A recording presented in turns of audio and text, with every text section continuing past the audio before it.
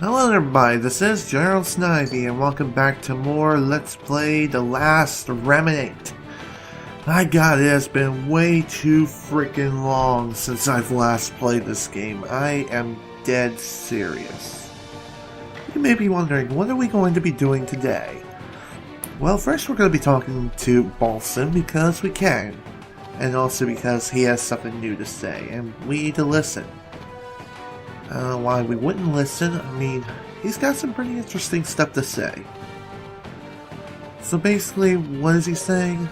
Long story short, he used to hang out with a gang of bandits and whatnot, and one day, well actually no, he hung out with a gang, and one day while he was out, some bandits stormed his house and completely crushed his little sister's legs, or something like that, and he blames himself for that, which is understandable.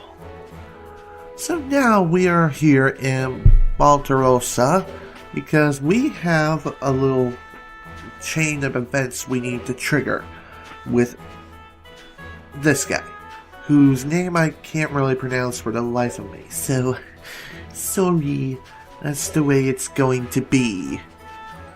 The reason why we're talking to him is because we need to learn some information about the Silver Falcons, which is actually a group of mercenaries of which this guy is involved in. I think he's the current leader or something, I don't remember for sure. But anyways, if you manage to talk to him long enough, he'll actually tell you that the Silver Falcons are needed, and we can actually trigger the first of 3 parts of the Silver Falcons. At this point in the game, you're going to want to be at a pretty high level. By that I mean, you better be confident in your stats and in your abilities, and also be able to manage your unions so that way one will pretty much take the brunt of the beating and the next other one just flanks in from like the main front and also helps provide protection for the other union. This side quest, I have to say, was actually pretty dang difficult. During my first playthrough of the game on a normal difficulty, it actually wasn't too bad, it really wasn't. But here in hard mode, that is an entirely different story. Like I previously stated, this took me like 8 attempts, because you should have seen it on the top right hand corner of the screen. So basically, you may be wondering, what did I do differently from my previous attempts? Well, one thing I did differently was that I changed my unions around, and I also changed the order in which they're placed. So instead of having Russia's union be first and then Lord David's division be second, I swapped the two around. The reason is because the way I set up Russia's union, they actually have much more HP and defense than Lord David's squad. So yeah, they're going to be taking the most brute force possible, if you can catch my drift. As you can see, that it looks like they're really getting pounded to the freaking ground.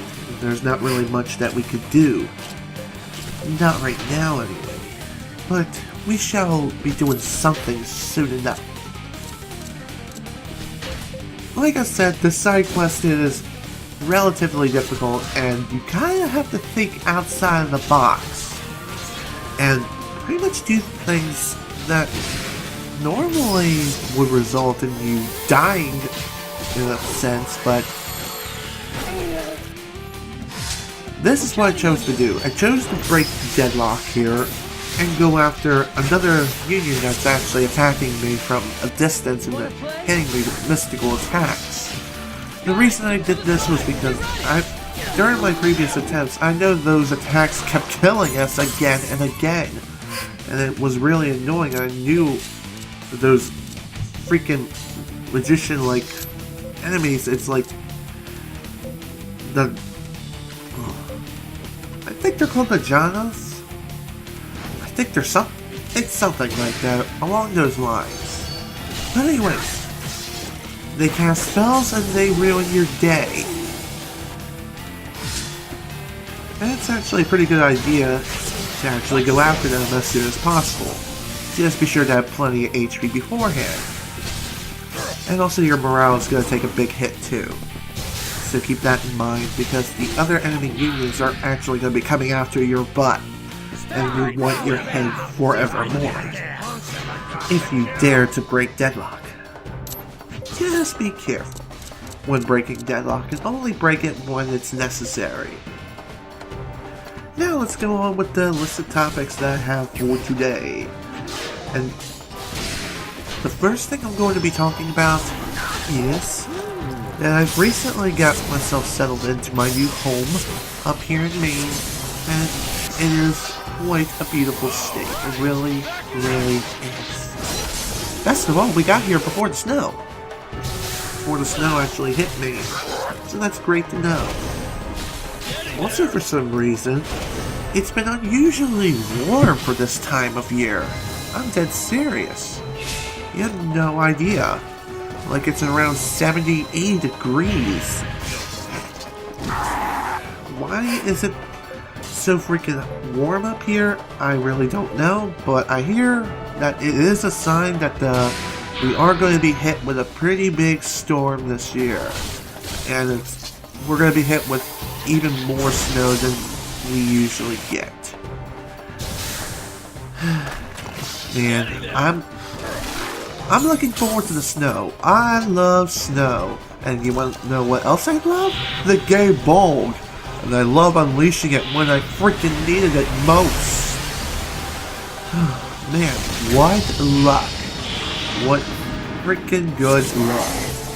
Without the Gae Bolg, it would have been another failure of an attempt. Trust me, it wouldn't have been pretty, because I know that Rush's squad definitely wouldn't have been able to survive the next few attacks. I mean, they don't have like infinite HP or anything like that, because if they did, that'd just be stupid. And besides, I don't want to turn myself into a freaking god, even though I technically can, because I can go into the game's code and actually change a few things around to, you know, make things more favorable for me. But I'm not going to do that. I'm actually going to leave the game as is and actually play the game as intended. The only things I adjusted within the game's code was like within the textures and really just making small little improvements within the game itself. And that's it. And I also followed the Last Remnant wiki when actually messing with the game's code. Excuse me. Also, you may be wondering, what am I using to record this game with? Well, in the past, I've used DxTory and Fraps. I used DxTory for when I was recording live commentary along with the game for the main game part of the playthrough, and I used Fraps to record like the side quests and stuff like that I chose to take on.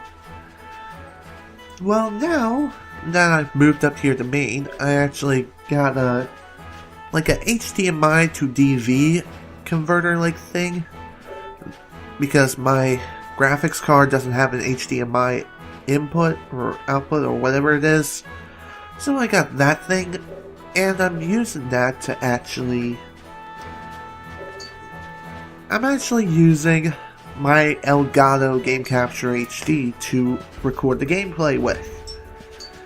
And it actually was quite a pain in the freaking butt to set up. I'm not freaking kidding. I mean, I had to like adjust the settings on like both my computer and my television, and I also had to make sure the sound would come through on the Elgato Game Capture HD itself. And I had to do a lot of thinking and figuring things out and experiments, and I also made a few tests to make sure everything went through smoothly. And for the most part, it did. It actually went through very, very nicely. I had no problems whatsoever within the recording. Well, actually, that's not true. I actually ran into a few video glitches that I didn't even know of while I was recording. I think this happened during the recording session due to the fact that my antivirus began, scanning and whatnot and doing like background scans while my computer was idle. I mean, I don't understand, why would it consider my computer idle while I'm actually playing a PC game? I don't get it. It's just freaking weird. But anyways, that's what happened. Like, Norton pretty much got in the way and actually desunked the video in a few places. However, I was able to fix it for the most part. It might lag just by maybe a second or two, not even that.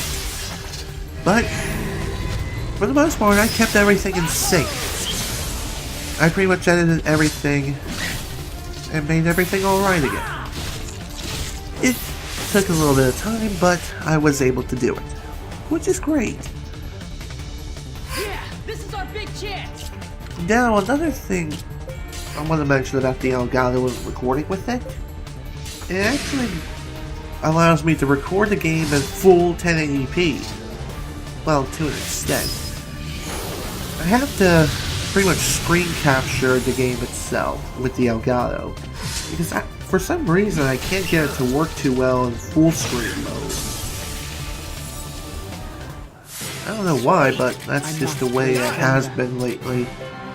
So basically, I'm playing the Last Remnant in window mode. I think I have the resolution set to 1920 by 1064? Something like that. It's one of them funky resolutions. But anyways, look at that. Quite a beautiful place, isn't it? Well, no, it isn't. It's full of rocks and lava. It's basically hell. That's what you get here in Lavafender. Lavafender, the Last Remnant's version of hell. It's actually quite interesting to say the least. Again, full of rocks and lava. And pretty good number of places to dig. And some pretty good monsters to fight. And also a pretty good place to level up too. I really love the detail that went into this place. I mean, sure, it's rocks and lava. Ooh, pretty lava, rocks, and blah blah blah. Excuse me. But still, I still like the place for just for the aesthetics and the attention to detail within the rocks and the lava. It's pretty. All I have to say now. Throughout Lavafender, we will be encountering little beetles and vultures and the occasional dragons. Come on, let's kick some ass. Well, are they dragons or are they called something else? I don't know. But anyways, the enemies are not too hard to take down. Just don't fight too many at once, especially when you first come here. Otherwise, you're gonna have a bad time. Now let's talk about the uploading schedule for The Last Remnant, and the uploading schedule is going to be pretty much the same as it has been, but instead of uploading just on Tuesdays and Thursdays, I'm actually going to be uploading this game 3 times a week as opposed to 2, and those days are going to be on Mondays, Wednesdays, and Fridays. Since I moved up here, I don't really have a job right now. But hopefully that'll soon change. And that's one of the reasons why I'm keeping the uploading schedule the same as it has been. The second reason is because YouTube subscription boxes have once again been freaking busted. And they've been busted for quite a long time. You want to know why? Or how they're freaking busted? Well, one of my videos for Yoshi's Story was uploaded like maybe about a week ago or 2, something like that, and it hasn't even reached 10 views yet. Heck, it didn't even reach 10 views within the first day. And that's unacceptable to me. And that makes me sad, because with that view set within me, I know that practically no one received that video within their sub boxes. And that made me very sad. And I'm not the only one who got affected by this too. Many big YouTubers have also been affected with a significant loss in views, and really, they're just having as bad of a time as me, if not maybe slightly less. But hey, that's what happens in the YouTube world. The subscription box goes on the fritz quite often, and unfortunately, people like me and other YouTubers end up getting the short end of the stick. And really, it's no fun being lonely and undiscoverable. Okay. The third and final enemy we will be encountering in this place is the Wyvern. The Wyvern are they are pretty dangerous enemies. So, only take along one at a time, because if you don't, well then, like I previously stated, you're gonna have a bad time.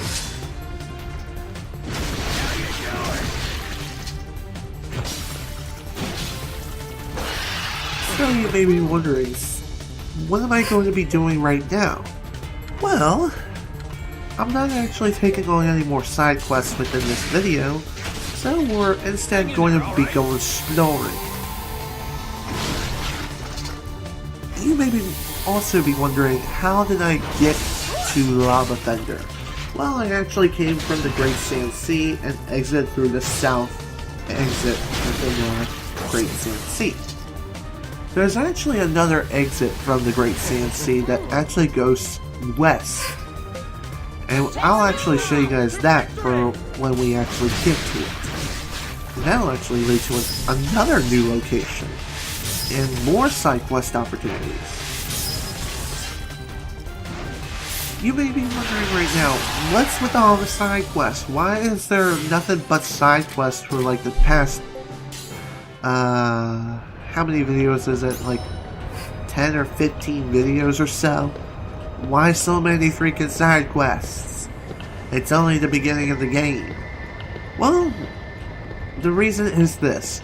At the beginning of the game, that's when the game throws the most side quests at you. I figure we just take them all now and get them done and over with. Once we get all the side quests finished, then it's gonna be more focused on the main game. I mean, sure, there are still going to be more side quests that appear, and there's going to be a lot more of them. There still won't be as many as there was at the very beginning of the game. That's all I'm really going to say about that. So the main game, I'm not 100% sure of when that's going to be resuming as of yet, but I do know it's going to be sometime in the future.